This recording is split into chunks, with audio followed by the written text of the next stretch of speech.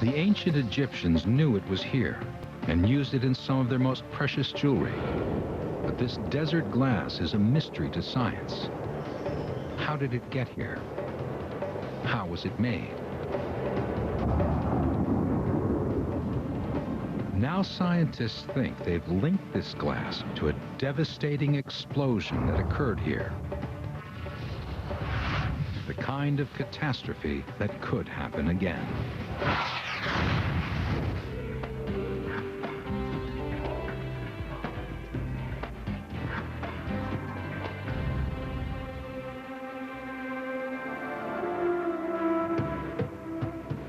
An international team of scientists is on a mission in the great sand sea of the Egyptian Sahara Desert. They're looking for evidence that will help unlock the mystery of how the desert glass got here. One scientist, Mark Boslow, thinks he may have the answer. It's a scientific mystery because it's unique. We don't know exactly what the process was that caused the creation of the glass. We know it's a natural phenomenon, and therefore it requires a natural explanation. It may be a very unusual event, but it's certainly not a mystery that can't be solved. Boslow and his colleagues have developed a dramatic new theory to explain how the mysterious glass was produced. And he has a terrifying vision of what happened here. The details of his theory are still sketchy, but he hopes the evidence in the desert will give him a clearer picture.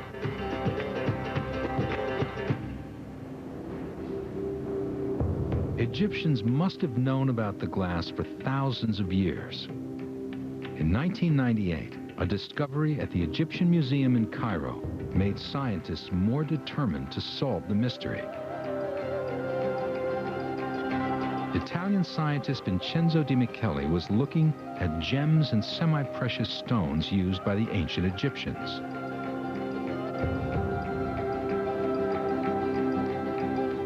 Then, while viewing the Tutankhamun exhibition, he noticed a piece of jewelry hidden away in a dark corner. This necklace of Tutankhamun's is made of different colored gems. But it was the carved yellow-green scarab in the center that caught his eye. The scarab was said to be made of a mineral called chalcedony, a fairly common semi-precious stone. But Di Michele was not convinced. Surrounded by armed guards and museum officials, Di Michele was allowed to examine and test the jewel. He was assisted by local geologist Ali Barakat. Tutankhamun's necklace was carefully removed by the museum's curator. Using a refractometer, Di Michele measured the scarab's optical properties, the refractive index. Every mineral has a specific refractive index. The test revealed that Di Michele was absolutely right. The scarab was not a semi-precious stone. It was, in fact, made of glass. But it was not a glass like any other produced by the ancient Egyptians. Its color, its purity, everything about it set it apart. The tests convinced Di Michele that the glass wasn't man-made. So what was this glass, and where did it come from? Since Di Michele's remarkable discovery, several scientific teams have traveled to the Great Sand Sea to try to find answers, to explain the origin of this unusual glass.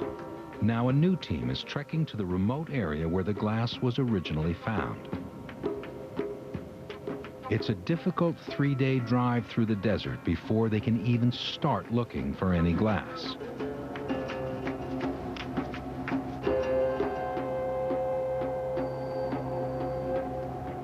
Physicist Mark Boslow has never been to this desert, so he relies on geologist Ali Barakat and geochemist Christian Kerbel, who, like Barakat, is an old desert hand. They hope to find fresh evidence of the mysterious event which must have taken place out in the desert. We scientists have been interested in these desert glasses for a very long time. It's just such a mysterious glass. They have a color and this pure silica composition that makes them really unique in the world. We know no other natural glasses that look like this or have a composition like this. And so we scientists are still kind of puzzled how these things formed. What puzzles scientists is that this desert glass is not like any other natural glass found on Earth. Most natural glass is volcanic in origin.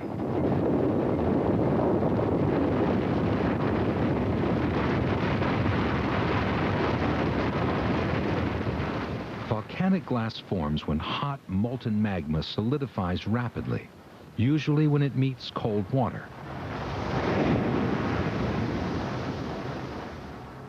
Volcanic glass is relatively common, but its chemical composition and dark color are quite different from the desert glass.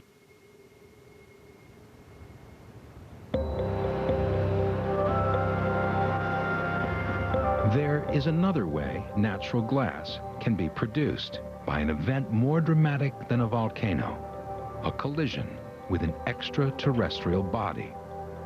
When a large meteorite hits the Earth, the intense temperature, pressure, and rapid cooling can turn the ground into glass. There are glasses that form by meteorite impact, and we know these.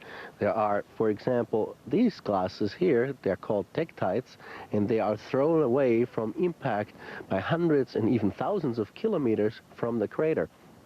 But these glasses are very different in appearance and shape and size from the desert glass that we have here.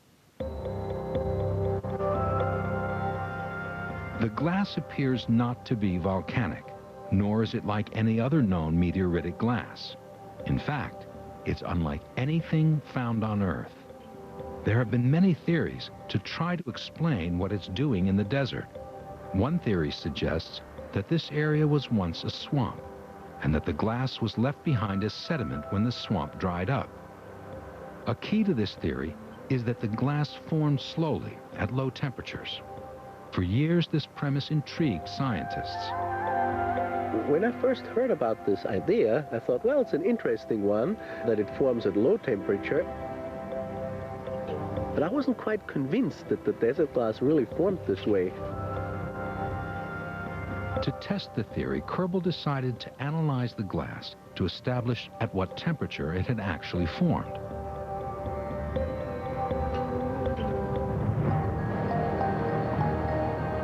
For help with the study, he went to the Natural History Museum in Vienna, where one of the world's largest collections of meteorites is housed. Using the museum's electron microscope, he examined the desert glass for a mineral called zircon. Zircon is remarkably stable, but starts to disintegrate at high temperatures. Kerbel looked for zircon crystals with light and dark patches. These patches show that the zircon had begun to disintegrate. And what this tells me is that the glass formed at a very short time and a high temperature. And to understand exactly which temperature we're looking at here, I need to analyze the different bits inside here. In the dark patches, the zircon is broken down into a form of silica. The amount of zircon left in these patches shows how far the process of disintegration has gone. In the darker areas, we have less zircon and more silica. And what this tells us is that this little zircon crystal has decomposed partly because of the high temperature, but not completely. And the ratio of the two elements tells me that the temperature was about 1,800 degrees Celsius. And that's hot, extremely hot. Nearly 3,300 degrees Fahrenheit. Volcanic lava is only about 2,000 degrees Fahrenheit. Whatever happened here, the heat it produced was phenomenal. What Kerbel found convinced him and other scientists that they had to look for another explanation, an extraterrestrial explanation. And there was only one thing that they knew of. that could create such a shockingly high temperature that it melted the ground. A meteorite impacting with Earth.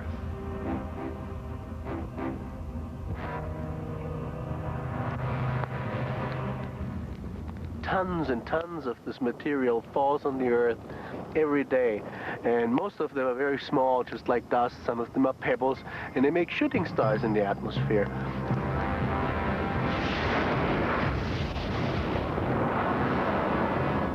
And sometimes a really big meteorite hits the ground at very, very high speed.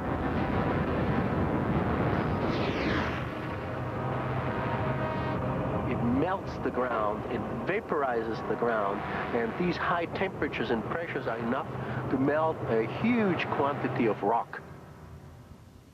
And even though the desert glass is so different from other meteoritic glass, Kerbal thinks it must have been formed by a meteorite.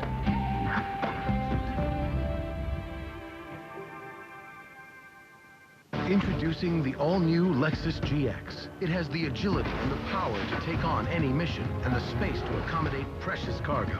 Because every great action hero needs a vehicle. See your Lexus dealer. Could switching to Geico really save you 15% or more on car insurance? Did the Waldens take way too long to say goodnight? Good night, John Boy. Good night, Mary Ellen. Good night, Mama. Good night, Aaron. Good night, John Boy. Good night, Grandpa. Good night, Ben. Good night. Good night, Jim Bob. Good night, everybody. Good night, everybody. Good night, Daddy. Geico. 15 minutes could save you 15% or more. It's time to explore Australia, to see a koala in Queensland, to dive the Great Barrier Reef, to drive the Great Ocean Road, spot wildlife on Kangaroo Island, and discover Melbourne's hidden secrets. It's time for your adventure. Visit Australia now. Book by April 30th and enjoy free nights. Visit australia.com/now or call 1-800-89-KOALA. At Samuel Adams, we get inspiration for our seasonal beers from all over the world. For our new spring seasonal, we're introducing Samuel Adams Noble Pilsner. It's our take on a classic Bohemian Pilsner. And we found these traditional heirloom malts. Laid out and turned daily by hand. Produces a lot more flavor. Our twist with this beer is using all 5 noble hops. 4 hops from Bavaria and 1 from Bohemia. We get a very bright, hoppy note with a clean finish. It's got a lot of flavor. And refreshing. It makes you look forward to the warmer days of spring, but Noble Pils will be gone before you know it. Someday, cars will be engineered using nanotechnology to convert plants into components. The first ever HS Hybrid, only from Lexus. Tonight, Guantanamo Bay. Controversial is an understatement, but this could be the final chapter. The United States of America does not torture. And National Geographic has the story you haven't heard. You were told you are now the property of the United States of America and you have no rights.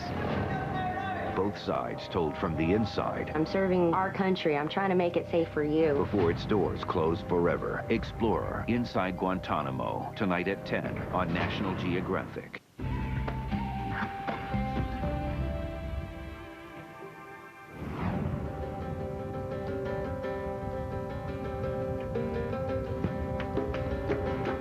Kerbal hopes to find evidence of a massive meteorite impact on the ground. The team still has another day of driving before they can even start looking for any glass or any other signs of what occurred. They are now in the heart of the Great Sand Sea.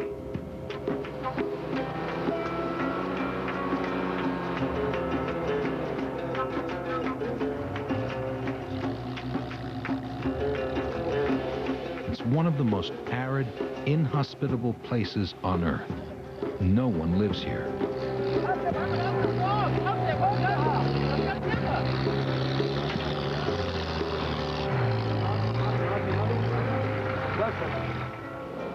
It can be 10 to 20 years between rainfalls, extreme even for the Sahara. Yeah, the glass area is all this area. We'll camp at the end of the rocks and the sand here. Right. Like that, we'll make the camp sort of in the middle of the high concentration of the big glass and the black. You want to be in the second.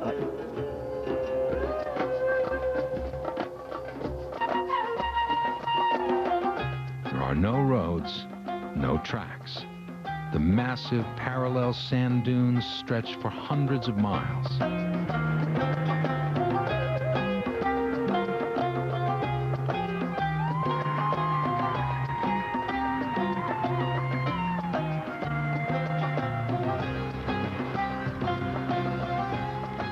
Each dune is a challenge, and without highly skilled drivers, the cars could easily overturn as they slide down the soft sand.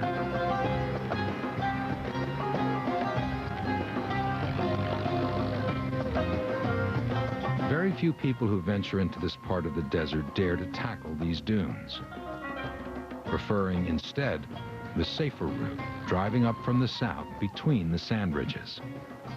The team has chosen the quickest route, even though it means crossing an endless series of dunes.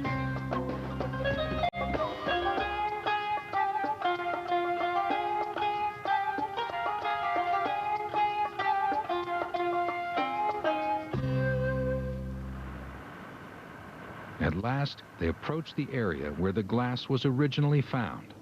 One of the mysteries about the glass is that it's scattered over an area as big as Delaware.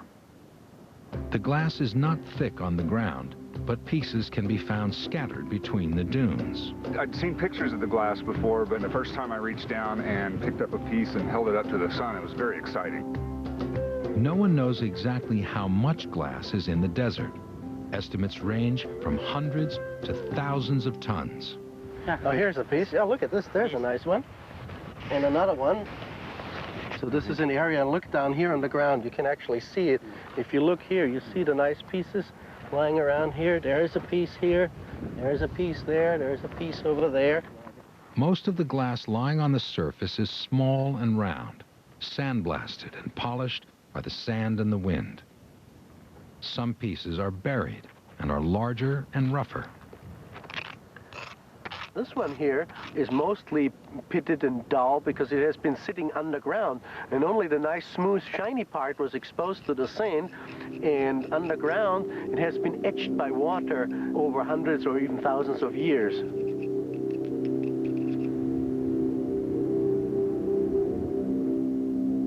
The sand dunes are moving at an astounding 10 yards a year, so new pieces of glass are continually being uncovered.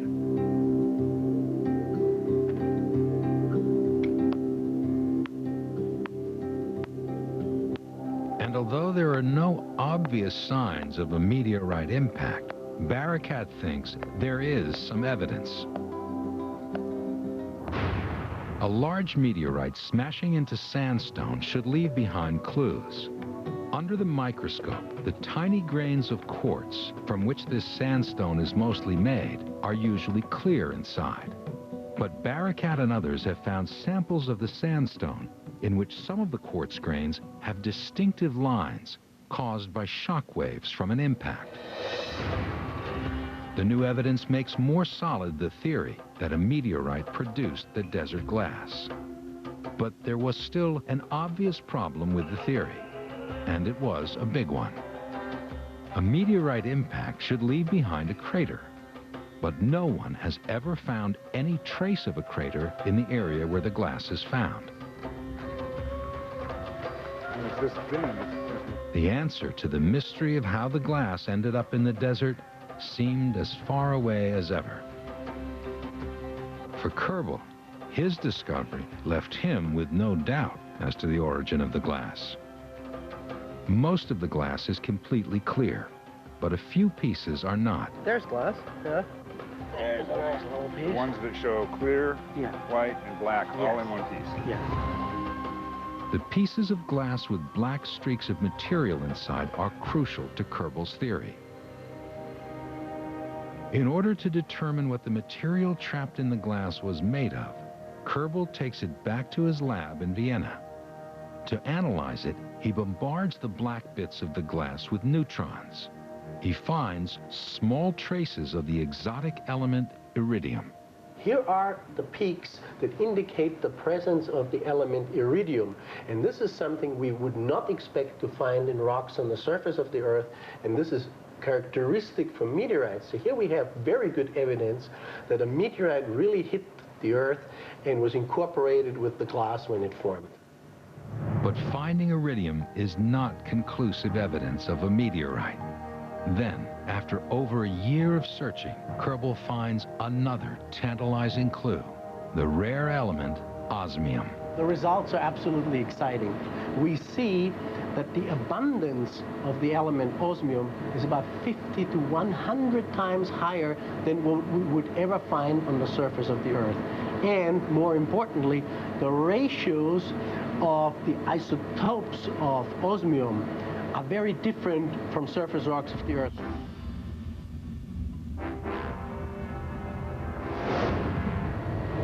They are clearly extraterrestrial and show that a meteorite hit the surface of the Earth and the sand when the desert glass formed. So we have a eureka moment here. We now know there was a meteorite impact.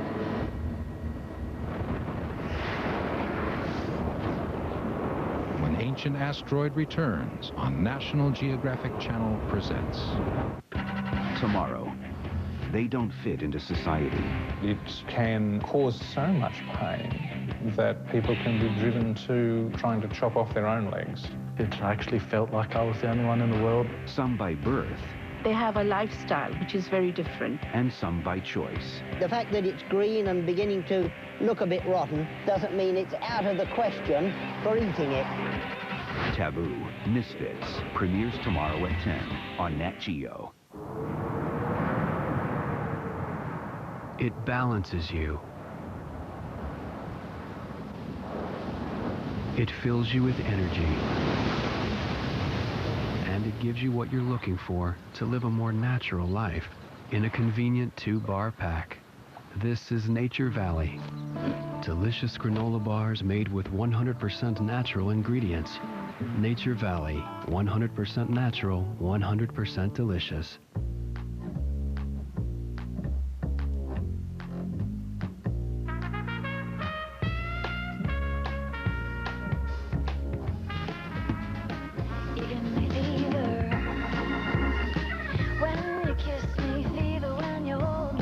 Cargo Incognito. Introducing the Accord Cross Tour from Honda. Hey, bud. Hey, buddy. How's it going? What's up? We're shaking. Popping. Cracking. Yeah, buddy. Brother. Dude. What's up? What's up? Hey. Bro. Hey. Daddy. Darling. Sweetie. Buddy. Beautiful. Aww. Buddy. Now you can call who you want, when you want, for a whole lot less. AT&T introduces unlimited calling nationwide for only $69.99. AT&T. This Valentine's Day, buy any smartphone after mail-in rebate and get any messaging phone free after mail-in rebate. When it comes to dance partners, working together is a thing of beauty. You have to be in sync every step of the way, like the incredible scent of Gain detergent and the fabric softener. The key is staying focused. Magnifico. Gorgeous. The incredible matching scents of Gain detergents and fabric softeners. Sniff, sniff, hooray. I was going crazy. I tried the monthly payments, but all I was paying the IRS was interest and penalties. Then I saw a J.K. Harris TV ad. The IRS had her on a treadmill. She was trying to pay off her IRS debt, but wasn't making any progress. She needed someone to listen to her, to understand, and to act. So when we met with her, we told her that we would be her tax team, outlining how J.K. Harris was going to try to help her. Hello, I'm John Harris, founder of J.K. Harris & Company, the nation's largest tax representation firm. We'll work to get you off that IRS treadmill and help you solve your tax dilemma, starting with an in-person meeting, not an impersonal phone call. So if you're over your head in IRS tax debt and don't know where to turn, call the tax team at J.K. Harris today for a free face-to-face meeting. I'm so thankful I had someone in my corner who knew what to do. Let J.K. Harris help you. Call 1-800-752-7641.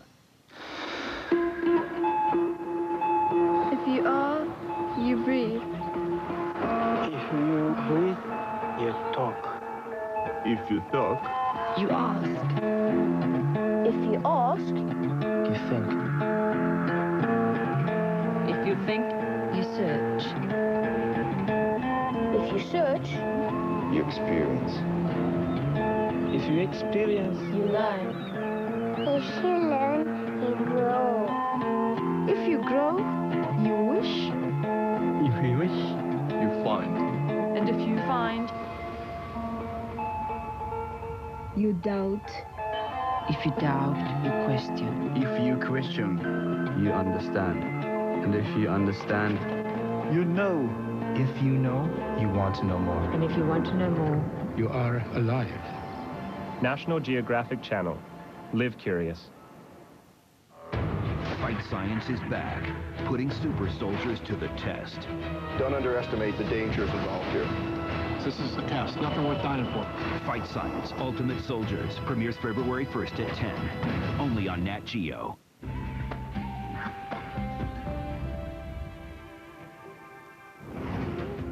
Kerbal is now totally convinced that a meteorite was involved in forming the mysterious desert glass. For him, the lack of a crater isn't a problem. He has a simple explanation. The crater has simply disappeared with time. I think what we're looking at is probably a very deeply eroded structure. A fresh young crater looks maybe like this, and it is filled in here with broken bits of rock and melt and so on. But with time, all this disappears, and all that we might have left is this central area here, which is very difficult to detect. But a meteorite large enough to scorch and melt such a vast area of ground had to be big. And even if the crater had been eroded, there is one possible way to spot it, by looking at it from space. 2, 1, booster ignition, and liftoff.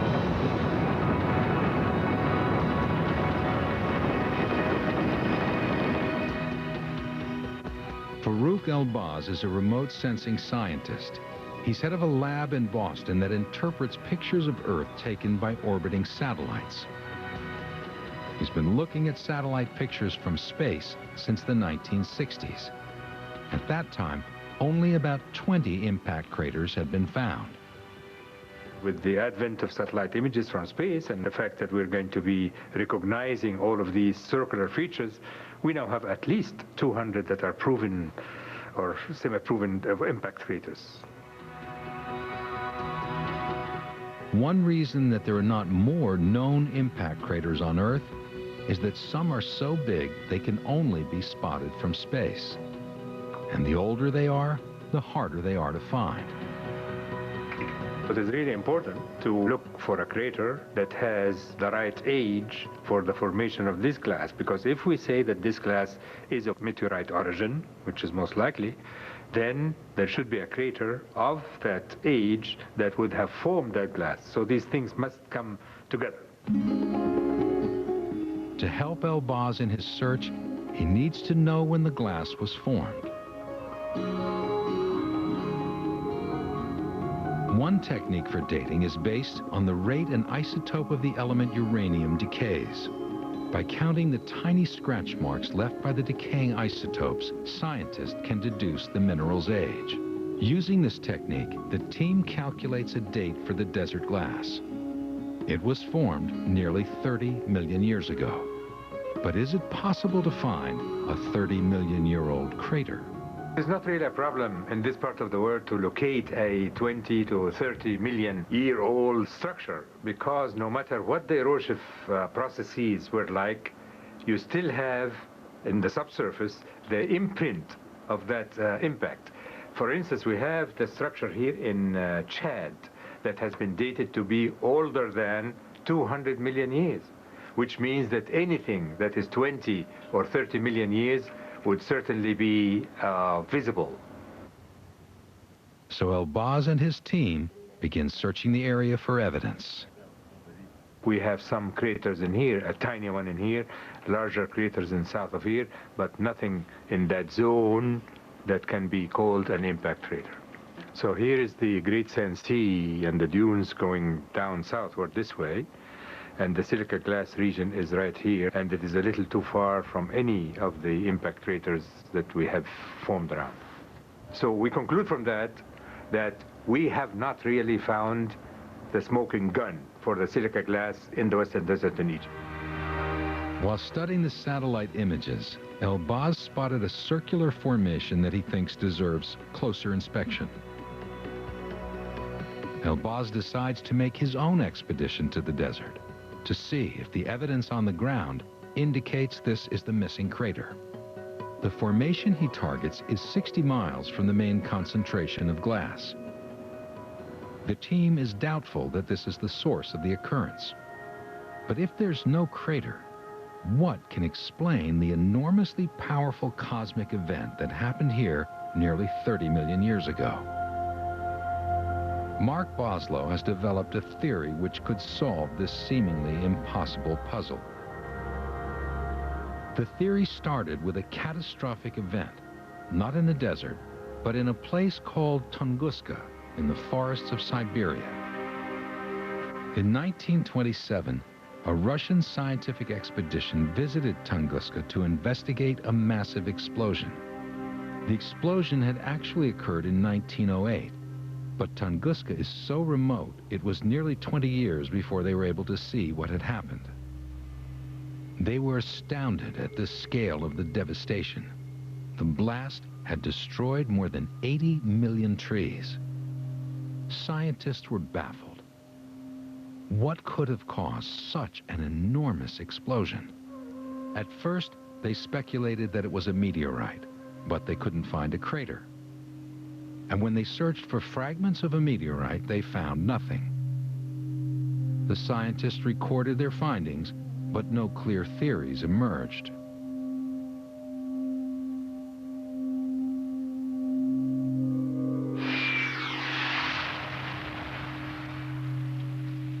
For years, the Tunguska event was a scientific mystery.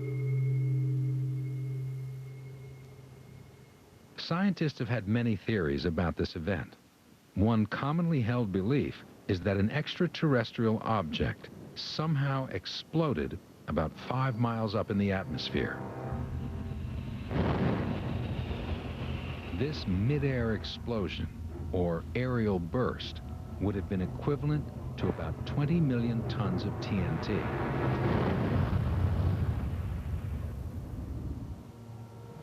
Over 1,000 times bigger than the atomic bomb dropped on Hiroshima. Is it possible that a similar but much bigger aerial burst generated temperatures hot enough to melt the ground and turn it to glass? We get McNally these numbers this instant. We make the sale. We make our month. We make our year. And I guess that's why they call it the Come on. Will you have 3G coverage when you need it most? Kick the small business blues by putting your business on the map. Oh, come on! Check, please. Get almost 5 times more 3G coverage than AT&T with Verizon Wireless. Come into a store today to buy one BlackBerry and get another one free. And put your business on the map.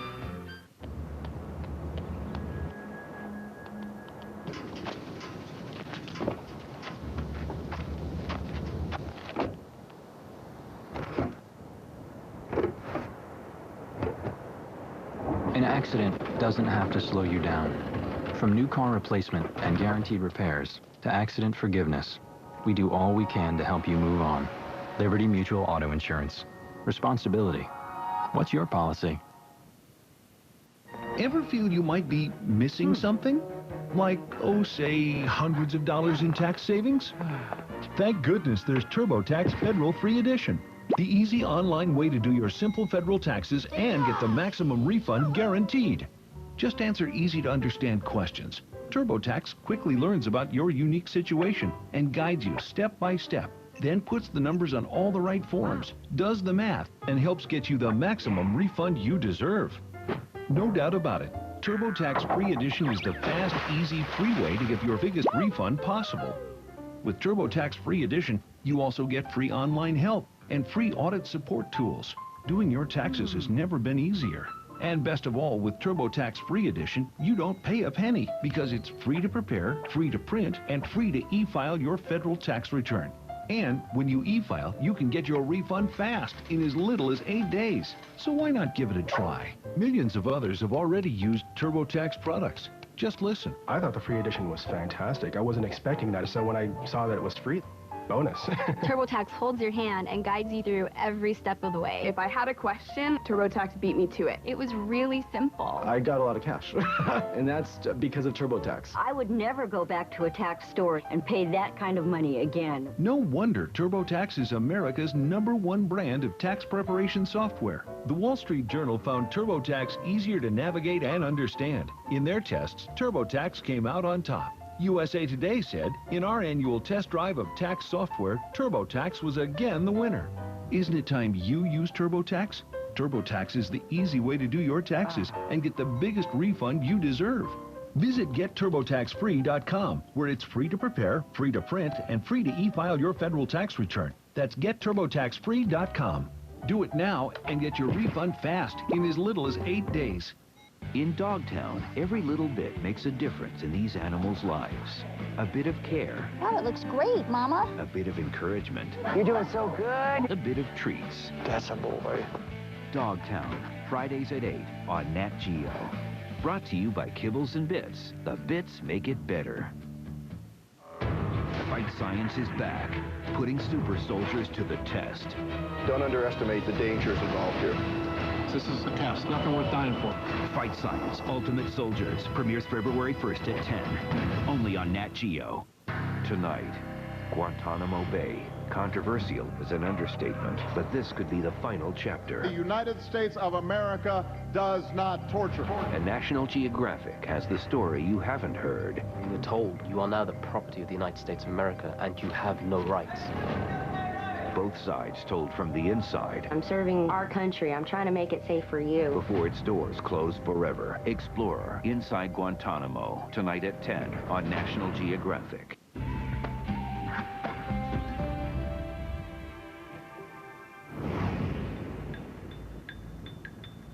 There is one place in the world where it's known that an explosion created a layer of glass. The Trinity site in New Mexico is where the world's first atomic bomb was detonated. Sergeant Ben Benjamin was part of the official photographic team. He was just 22.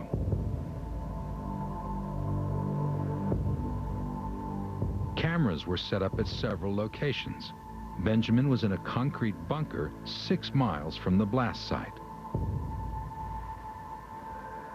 For him, it was an awesome, almost surreal experience.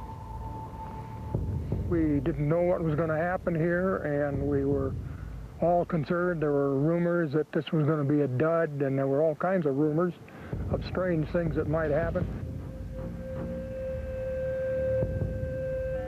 At 5:29 on the morning of July 16, 1945, the bomb exploded.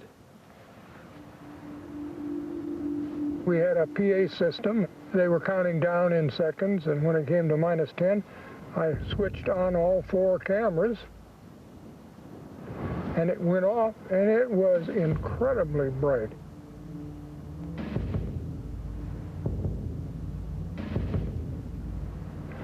It was absolutely fantastic. It filled this valley with a light that no one had ever seen before. It turned out to be 20-some times the brightness of noonday sun. And my God, it was the most amazing thing that I had ever seen in my life, and I'll never forget it.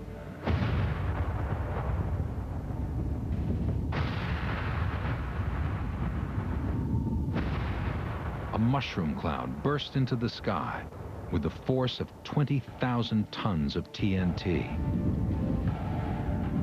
Along with the light came this blast of heat. Felt like opening the door of a furnace and having the heat warm you instantly, even here at 6 miles. A week after the explosion, Benjamin was allowed back onto ground zero. What he saw was startling. And of course, the whole tower that the device was on, all that steel tons and tons of steel was absolutely vaporized. The bigger surprise was what had happened to the ground. It was covered with green glass, the melted sand here. All the sand had melted on the top, the first quarter inch or so. This green glass was covering the whole entire area, and it was cracked, and but one could walk on it, and you'd crunch. It'd be walking like on a field of maybe ice. The sand was transformed into a thin layer of glass covering an area 600 yards wide. But the Sahara Desert glass area is thousands of times larger.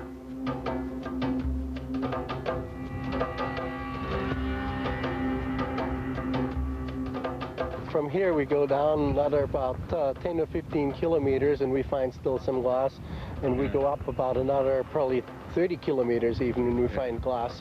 But we're very close to the center of the area where we have the glass around here. If such a large area of glass was formed as the result of an aerial burst, it must have had the power of many thousands of atomic blasts. A natural blast of that magnitude was completely unheard of. No one had any idea how such a devastating blast could have been produced. This is where Boslow's expertise comes into play. At the Sandia Labs in New Mexico, he's developing a computer model to see if the airburst theory can be right. An event in 1994 was the turning point. The impact of the comet Shoemaker-Levy with the planet Jupiter. When the comet went into orbit around Jupiter, it broke up into over 20 fragments. Then, one by one, these fragments hurtled down into the Jovian atmosphere. Nothing like this had ever been seen before. I think that the impact on Jupiter was really one of the most exciting things to ever happen in the history of science. Boslow studies the physics of large impacts by using computer simulations. For Boslow, the Shoemaker-Levy comet was the biggest, most exciting experiment imaginable. This was a real opportunity to see something that we couldn't see in the laboratory, something of a scale of a magnitude way beyond anything imaginable, beyond our wildest dreams. Boslow's team came up with a new theory, predicting that the impact of the comet would produce a massive fireball. This is a sequence of snapshots from our simulations. The top image shows this incandescent fireball rising over Jupiter's horizon to be seen from Earth. And in subsequent frames, you see this fireball growing and cooling, but growing into this enormous plume to very high altitudes. It just gets huge. When the fragments of Shoemaker-Levy smashed into Jupiter, the pictures from the Hubble telescope were just as spectacular as the simulation predicted. When we saw the Hubble Space Telescope images for the first time, we were so excited to see this spectacular plume rising over the horizon. Their predictions were remarkably accurate. These are actual observations, snapshots from the orbiting Hubble Space Telescope.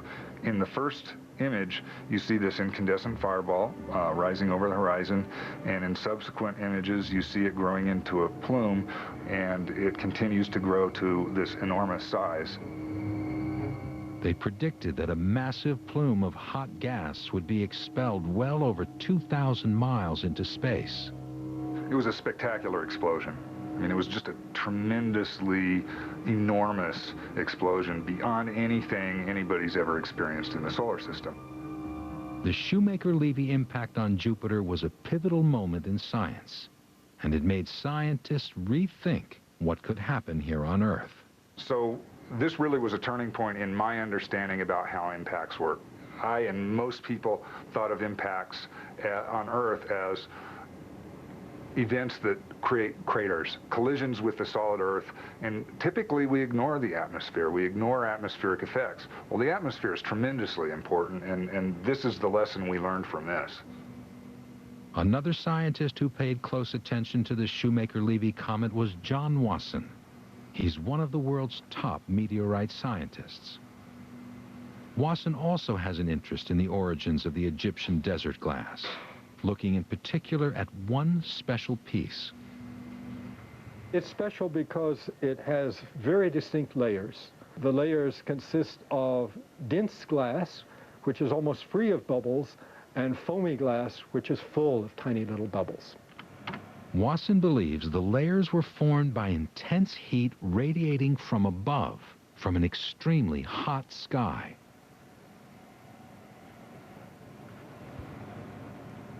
When the thought came to me that it required a hot sky, I thought immediately of the Tunguska event. That's exactly the kind of event that I need. An aerial burst, but many, many times larger than Tunguska. Perhaps 1,000 times or even more times larger. And the massive fireball produced on Jupiter by the comet seemed to offer another clue. I thought, how nice. The Shoemaker-Levy comet seemed to me to be ideal for producing an aerial burst and producing desert glass.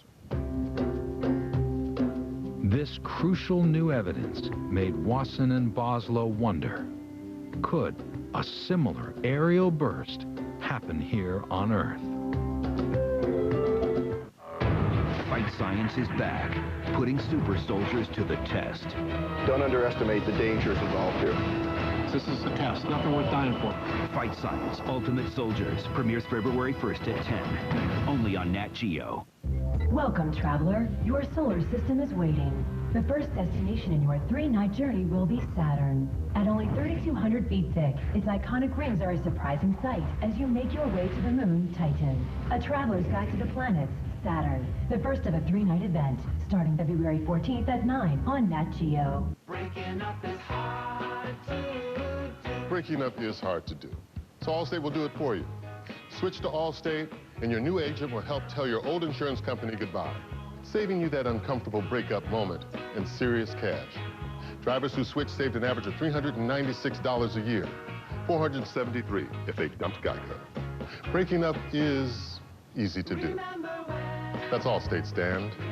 Are you in good hands?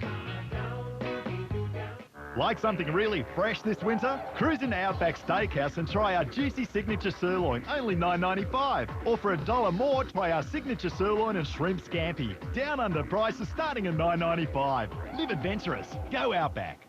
Prilosec OTC. Knock heartburn into a whole new zip code. 24/7. Satisfaction guaranteed. Prilosec OTC. Heartburn gone, power on. Prilosec OTC dominates heartburn 24/7, including the 8 hours you spend with your eyes closed.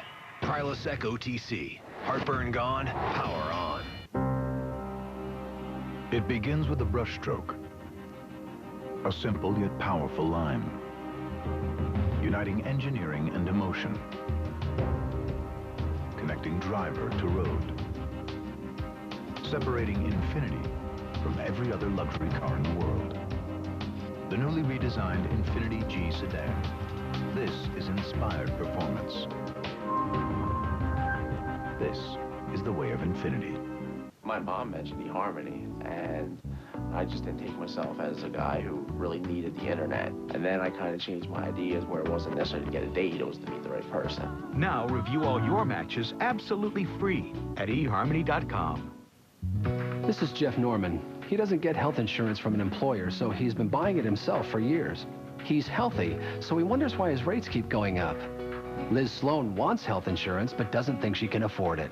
We're Assurant Health, and we've been customizing plans to meet the needs of individuals for over 110 years. For instance, with our 2-year rate guarantee and healthy discount, Jeff will get 15% off his rate and lock in that rate for 2 years. For Liz, we offer plans that allow people like her to pay for only the benefits they need, saving them money. In fact, Liz could get up to $2 million of coverage for less than $100 per month. Unlike other health insurance companies that focus on corporations and treat everyone the same, Assurant Health is there for the individual. So if you need health insurance, call the number on your screen, visit our website, or contact your local agent. Call now to find out how you can save hundreds of dollars a year on your health insurance. Call 1-800-350-9224. Tonight, Guantanamo Bay. Controversial is an understatement, but this could be the final chapter. The United States of America does not torture. And National Geographic has the story you haven't heard. You were told you are now the property of the United States of America and you have no rights. Both sides told from the inside. I'm serving our country. I'm trying to make it safe for you. Before its doors close forever. Explorer, Inside Guantanamo, tonight at 10 on National Geographic.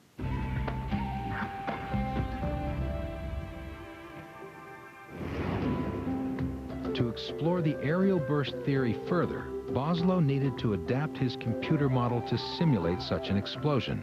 And for that, he needed more data. He wanted to see for himself how widely the glass was spread out in the desert.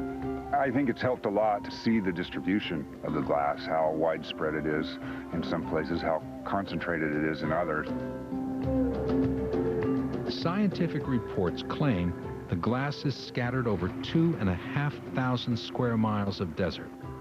Boslow doubts that the original area could have been that vast. Well, it's not clear to me whether the current distribution was the actual distribution when the event occurred. The Sahara only started to become desert about 7,000 years ago. And over the last 30 million years, there were big rivers and lakes here. What I think is that the glass was originally at a much smaller area. There were lakes here some time ago and there was some water, and it transported the glass farther away from the area where it originated. Boslow was now confident that 30 million years ago, the distribution of the glass in Egypt was smaller than now, but it still needed a massive event to produce it. He fed the latest data into his computer model. What we modeled is 120-meter diameter object entering the atmosphere at 20 kilometers per second. And we started off the simulation way above where this frame starts. To examine the evidence of an actual impact found in the desert, the simulation allows a fragment of the meteorite to reach the ground and make a small crater. But such a small impact would not produce the glass. The simulation also shows something far more powerful happening at the same time. Before reaching the ground, the incoming meteorite burns up, leaving a trail of incandescent material in its wake, a massive column of fire, which turns into a fireball. The widest temperature here is the temperature of the surface of the sun. And as it expands, the fireball is actually pinned against the surface, and it's moving very rapidly beyond hurricane force. So we've got this blast of air that's hotter than the melting temperature of the sand blowing across the sand, so it's melting the top surface, and then that melt freezes to form the glass. And just like on Jupiter, an enormous plume of searing gas is streaming out into space. So while all this material is creating this fireball down on the ground level, there's also a plume that's being formed at much higher altitudes, 80 to 100 kilometers above this level, and it's ejecting material out into space.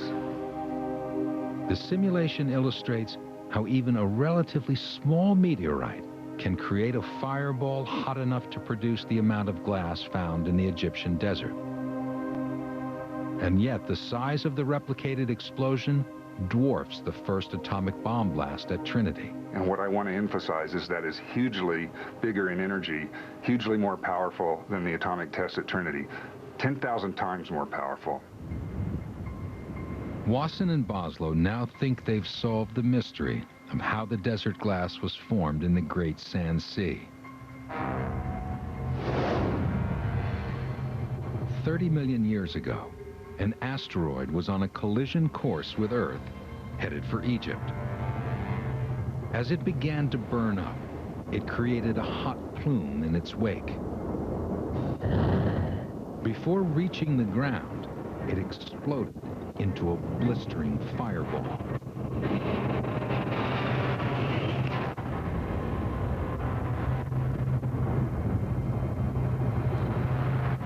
Surface temperatures immediately reached 3,200 degrees Fahrenheit. The ground, which was mostly sandstone, melted and was transformed into yellow-green glass. Above the surface, a column of superheated gas propelled itself into space. The total effect was far more devastating than if it had simply hit the ground. The theory predicts that an aerial explosion is far more likely if an object breaks up easily, like the fragile comet Shoemaker-Levy. But just how common are fragile objects in space? An incident in 1997 proved to be a major eye-opener for the scientific community. A NASA spacecraft flew past an asteroid called Matilda. Matilda's slow rotation showed it was not solid, but was a loose assembly of rock held together by gravity. They call it a flying rubble pile. We've discovered a number of other asteroids which have similarly low densities, and this has led to a real paradigm shift where now it's accepted that most asteroids probably consist of rubble piles and are extremely weak. These rubble piles are likely to explode if they enter the Earth's atmosphere. And Wasson believes he has evidence of another aerial burst, this one on a truly cataclysmic scale. He's found glass all over Southeast Asia, Thailand, Cambodia, Laos, Vietnam, and even southern China. The curious thing about it is no crater has been found. And I think it was a Super Tunguska-like event. Wasson thinks that about 800,000 years ago, a flying rubble pile broke up while on a collision course with Earth. The fragments became fireballs, incinerating everything on the ground within some 300,000 square miles. Wasson's findings caused some to wonder, is there any way to protect the Earth from such a phenomenon? In recent science fiction movies, the solution to a large asteroid hurling towards Earth is to blow it up. According to Boslow, this would only make matters worse. In those movies, yeah, Hollywood certainly got it wrong. You can't just explode an asteroid just before it hits the Earth and suddenly the pieces disappear. Now you have a lot more smaller pieces hitting the Earth, and they're all making fireballs. You could actually make it much worse by attempting to explode an asteroid just before it collided with the Earth. Luckily, it could be millions of years before there's another collision with a large asteroid.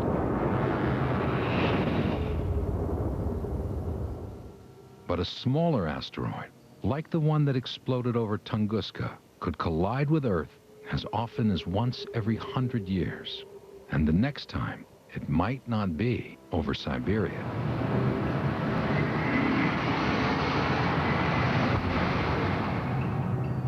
There is a small chance that it could happen over a populated area.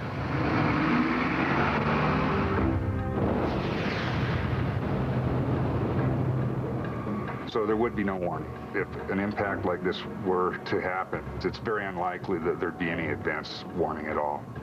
While the probability is small, it's not negligible. It really could happen in our lifetimes.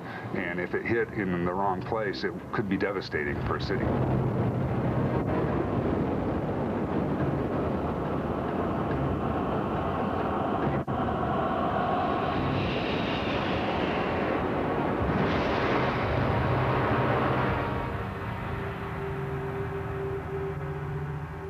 In a city like London, millions of people would be killed. The devastation from even a small Tunguska-like fireball would extend over an area 8 miles wide. We now know What happened in the Egyptian desert was even more destructive. And it will happen again. There are hundreds of times more of these smaller asteroids than there are of the big ones that the astronomers track. There will be another impact on the Earth. It's just a matter of when.